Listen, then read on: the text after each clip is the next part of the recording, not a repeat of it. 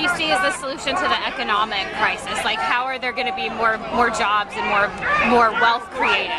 Well, I think that meaning wealth for everybody. Absolutely. I think it's ridiculous when Obama comes out and talks about shared sacrifice and all tightening our belts, and yet he's extended the Bush tax cuts, which even if they had expired, would have only increased taxes by something like 2% for the wealthy. I mean, right now it's the lowest it's ever been since the last recession, the Great Depression.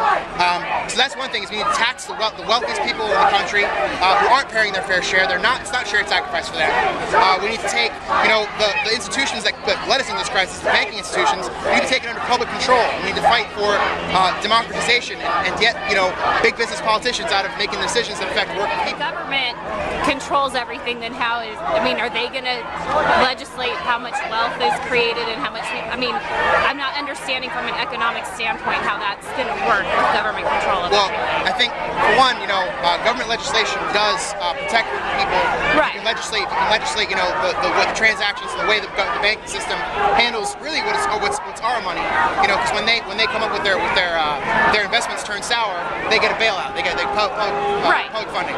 But obviously the government run by wealthy politicians. Even if we were to gain reforms like taking the banks and major companies into public control, obviously if it's left in the hands of big business politicians, they're obviously just going to hand it back over to the rich as soon as they get a chance to. That's why we need to build a working class party that will fight not just for reforms, but ultimately to revolution, to overthrow capitalism, take society into a socialist direction, build a socialist economy that will create a high standard of living wage for everyone, public health care, single payer health care. But where's all that money going to come from?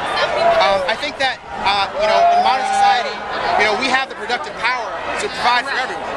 And the problem isn't that there isn't enough money. The problem with recession isn't that there's not enough money to go around. The problem is that money's all being taken by the 1%. The money's all being taken by a small minority. What about the public spending? Do you see that there's too much public spending in different areas? Because even if there was a shared sacrifice, how is that still going to even pay off the national debt? Is so huge.